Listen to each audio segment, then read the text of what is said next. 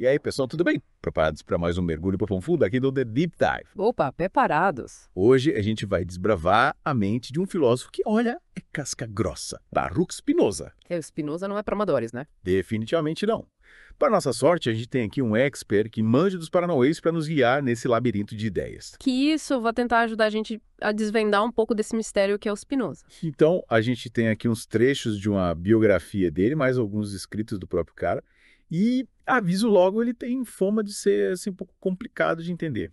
Ah, tem, mas a gente tá aqui para isso, né? Isso aí. Nossa missão é garimpar as ideias mais brilhantes dele, tipo catapepitas de ouro no rio de pensamentos super complexos. Boa analogia, porque o Spinoza realmente oferece essas pepitas, sabe? Essas ideias que podem mudar a sua forma de pensar sobre tudo. Show.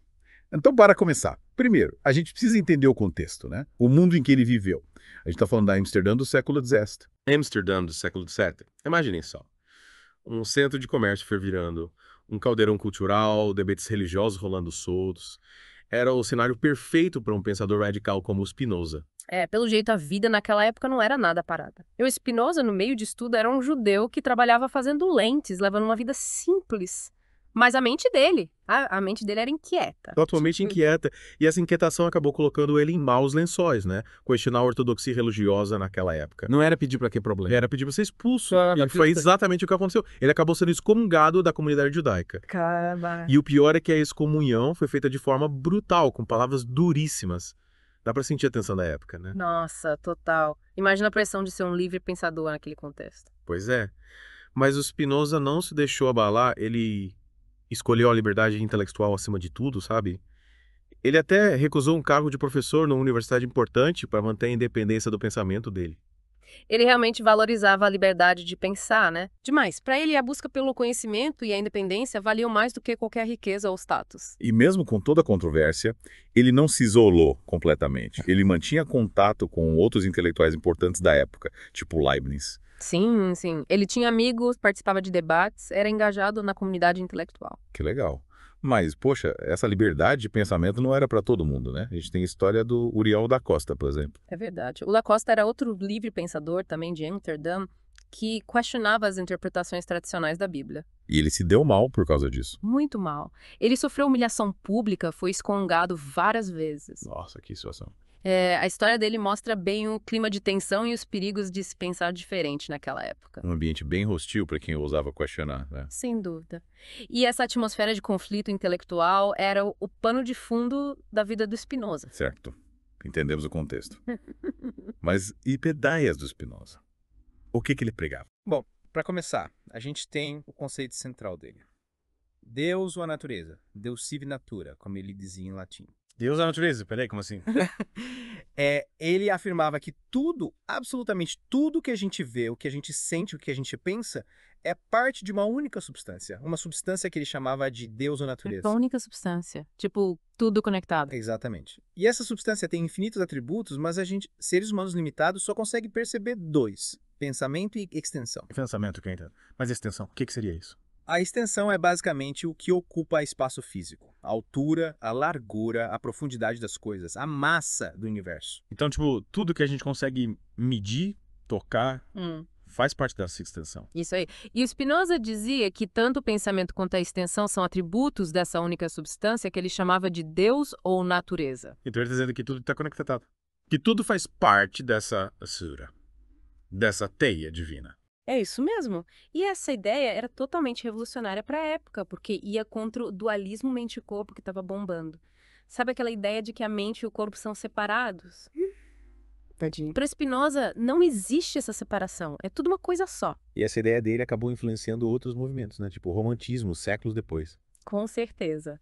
Os românticos, com toda aquela ênfase na natureza, na conexão com o universo, se identificaram muito com as ideias do Spinoza. Viram na filosofia dele uma base para essa busca por unidade. Faz sentido. E aí a gente chega numa parte super interessante. A relação do Spinoza com a razão. Ele era fã da razão, né? Acreditava que ela era chave para uma vida melhor. Super fã. Mas ele tinha um porém. Ele defendia que, para usar o poder da razão, a gente precisa entender as nossas emoções. Ele chamava elas de afetos. E é aí que entra o conatos. Oh, Nazi, nome complicado. Mas a ideia é simples. Conatos é a força que impulsiona todas as coisas a persistirem e existir. É tipo a vontade de viver, de se manter, de crescer. E pra gente, seres humanos, isso está ligado ao nosso desejo de ter mais poder de ação. Interessante. E como as emoções entram nessa história? O Spinoza via as emoções como modificações do nosso poder de agir. A alegria, por exemplo, aumenta esse poder, enquanto a tristeza diminui. Então, as emoções não são só coisas abstratas, sem importância. Elas têm um impacto real no nosso dia a dia, na nossa capacidade de fazer as coisas. Exatamente. E por isso é que entender as causas das emoções é tão importante. O Spinoza acreditava que ao entender essas causas, a gente pode se libertar do controle das emoções negativas e viver com mais alegria e tranquilidade. Nossa, que interessante. Então, ele não estava falando só de filosofia, ele estava dando um guia para a gente viver melhor. Totalmente. E o mais legal é que a neurociência moderna está comprovando muitas das ideias do Spinoza. Sério. Um filósofo do século XIX, etc., tendo suas ideias confirmadas pela ciência de hoje. É isso aí. Hoje a gente sabe que a mente e o corpo estão super interligados, como o Spinoza dizia. E a ideia de que as emoções têm uma base física, também confirmada. Me dá um exemplo de como a ciência se conecta com Spinoza. A hipótese do marcador somático do Damasio, ela diz que as emoções estão ligadas às sensações físicas e influenciam nossas decisões. Tipo, aquele frio na barriga que a gente sente quando vai fazer algo importante. Isso está totalmente ligado à visão do Spinoza sobre as emoções. Caramba!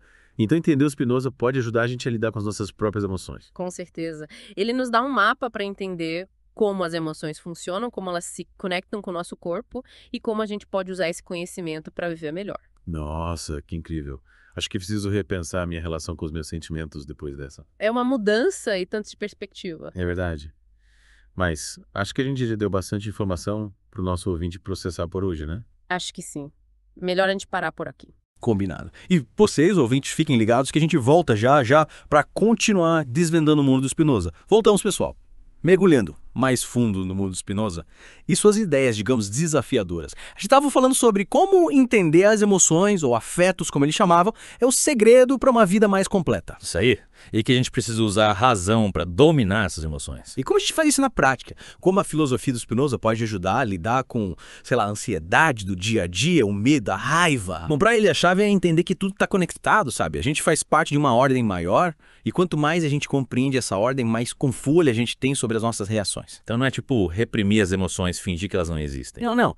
É justamente o oposto. É olhar para elas, entender de onde elas vêm. Enfim, O Spinoza via a razão como um farol que ilumina as causas das nossas emoções. tipo acender a luz no porão para ver o que tá causando aquele medo, né? Exatamente. E quando a gente entende a causa, a gente pode lidar com ela de forma mais racional, mais eficiente. Me dá um exemplo prático. Imagina que você tem que fazer uma apresentação importante e está morrendo de ansiedade. Em vez de se desesperar, tenta entender o que está causando essa ansiedade. É medo de errar, de ser julgado por falta de preparação. Faz sentido investigar a raiz do problema, né? Isso. E aí, com base nessa investigação, você pode bolar um plano de ação. Se a causa é falta de preparação, se prepara mais. Se é medo de ser julgado, trabalha a sua autoestima. Então, é tipo, virar detetive das próprias emoções. Perfeito. Investigar as pistas, entender as causas e aí sim agir de forma consciente. Mas é aquela coisa que a gente estava falando antes. O Spinoza não dizia que tudo é determinado por Deus ou natureza. Se for assim, como a gente pode ter controle sobre as emoções? Essa é a grande questão. E olha, o Spinoza acreditava que a nossa sensação de livre-arbítrio, de que a gente escolhe tudo, é uma ilusão. Pera, você está dizendo que a gente não escolhe nada, É. que tudo já está decidido. Calma, não é bem assim. A gente faz escolhas, sim. A gente age, a gente toma decisões, mas para o Spinoza, todas essas escolhas já tão predeterminadas fazem parte de uma grande cadeia de causas e efeitos. Complicado, hein? Mas pensa assim, a gente não tem consciência de todas as causas que influenciam as nossas ações, então a gente tem a sensação de que está escolhendo livremente. Mas se tudo já está decidido, qual o sentido de se esforçar, de tentar mudar alguma coisa? Boa pergunta. E o Spinoza diria que entender essa determinação não leva à apatia, sabe? Pelo contrário. Quando a gente entende as causas das nossas ações, a gente pode ter mais poder sobre elas. Não entendi. É que se você sabe o que está te levando a agir de determinada forma, você pode começar a fazer escolhas diferentes. Pode, por exemplo, identificar padrões negativos de comportamento e tentar mudá-los. Então a gente não precisa se resignar ao destino. A gente pode tentar direcioná-lo. Exatamente. A gente não escolhe as cartas que recebe, mas pode escolher como jogar com elas. E a razão é a ferramenta que a gente usa para fazer essa escolha. Nossa, que ideia poderosa! Comecei a entender como Spinoza pode ser libertador, mesmo com essa ideia de que tudo já está determinado. Te dá uma nova perspectiva sobre o livre-arbítrio, né? Total. E acho que essa é uma boa hora pra gente fazer uma pausa pra respirar e processar tudo isso. Mas voltem logo, porque ainda tem muito Spinoza pra gente desvendar. Fala, galera! De volta pra finalizar nosso mergulho no mundo do Spinoza. Nossa, quanta coisa a gente já aprendeu sobre esse cara, né? Pois é, a mente dele era um turbilhão de ideias. A gente tá falando antes sobre como tudo é determinado, né? E como essa ideia pode ser libertadora, mesmo parecendo meio contraditória. O Spinoza sempre desafia a gente a pensar diferente. Mas agora eu queria saber o seguinte: por que a gente, aqui no século XXI, deveria se importar com um filósofo lá do século XVII? Qual a relevância do Spinoza para a nossa vida hoje? Essa é fácil. Porque as ideias dele são atemporais. Elas falam sobre a natureza humana, sobre a nossa busca por felicidade, sobre o nosso lugar no universo. São questões que a gente ainda se pergunta hoje, né? Verdade. Mas, me dá uns exemplos concretos. Quais as principais lições que a gente pode tirar do Spinoza? Bom, para começar, a ideia dele de que Deus ou natureza é uma única substância nos faz repensar a nossa relação com o mundo. A gente costuma se ver como separado da natureza, né? Mas o Spinoza nos mostra que tudo está interligado e que a gente faz parte de algo muito maior. É como se expandisse a nossa visão, né? A gente deixa de ser só um pontinho isolado no universo. Exatamente. E outra lição importante é a ênfase que ele dá para a razão. Para ele, a razão é o caminho para a liberdade, para a felicidade. Mas e as emoções? É. A gente tem que ignorar elas. Não. O Spinoza não dizia pra gente virar robôs. Ele só mostrava que, ao entender as nossas emoções, a gente pode controlá-las melhor, em vez de ser controlado por elas. Entendi. É como se a razão fosse um guia, né? Que nos ajuda a navegar no mar das emoções. Perfeito. E, por último, tem a ideia do determinismo, que a gente já discutiu bastante. Ela pode parecer assustadora no começo, né? A ideia de que tudo já está decidido. É meio desesperador. Mas, na verdade, ela pode ser libertadora. Porque se a gente entende que tudo tem uma causa, a gente pode começar a investigar essas causas, a entender por que a gente age de determinada forma. E com esse conhecimento, a gente pode começar a fazer escolhas diferentes. Caramba, é como se a gente assumisse o controle do nosso destino, mesmo que ele já esteja traçado. É isso aí. O Spinoza nos convida a sermos protagonistas da nossa própria história, mesmo dentro dos limites da realidade. Que incrível. Eu tô realmente impressionado com a profundidade das ideias do Spinoza. Ele era um gênio e as reflexões dele continuam relevantes até hoje. Com certeza. Mas acho que por hoje já chega, né? Deixamos o nosso ouvinte com bastante coisa para pensar. É verdade, melhor a gente parar por aqui. Mas antes de encerrar, queria deixar uma última pergunta para a galera que está acompanhando a gente. Se tudo é determinado, como Spinoza acreditava, o que acontece com a nossa responsabilidade? Somos realmente responsáveis pelas nossas ações se não somos livres para escolher? Essa é a pergunta que fica para vocês, queridos ouvintes. E quem sabe essa reflexão não desperta a curiosidade de vocês para explorar mais a fundo o mundo do Spinoza. Valeu por mergulharem com a gente e até a próxima. Gente, encontro vocês em outro podcast. Não esqueçam de se inscrever no nosso canal.